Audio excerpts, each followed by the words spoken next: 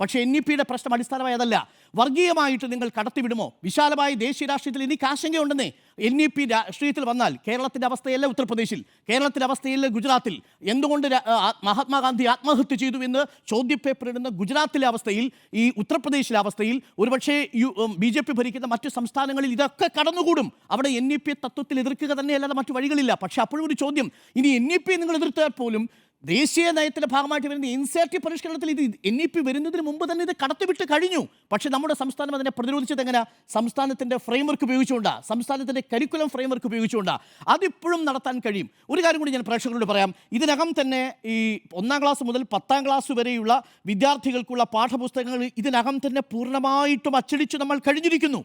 ഇനി +1 +2 പാഠപുസ്തകങ്ങൾ ഇപ്പോൾ എനിക്ക് തോന്നുന്നു അതിൻ്റെ ലാസ്റ്റ് ലാപ്പിലേക്ക് എത്തിയിരിക്കുകയാണ്. അപ്പോൾ PM ശ്രീ പദ്ധതി നടപ്പിലാക്കുന്ന 300 സ്കൂളുകൾ ഉണ്ടെങ്കിൽ ആ 300 സ്കൂളുകളിലും പഠിപ്പിക്കുന്നത് കേരള കരിക്കുലർ ഫ്രെയിംവർക്ക് ആയിരിക്കും. അത് SET നടപ്പിലാക്കിയതായിരിക്കും എന്നുള്ളതാണ്.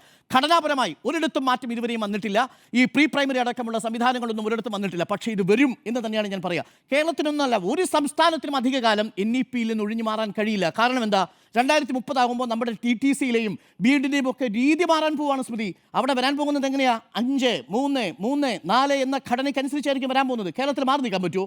ഹയർ സെക്കൻഡറി സംവിധാനം കേരളത്തിൽ മാത്രമായിട്ട് നടപ്പിലാക്കാൻ പറ്റുമോ?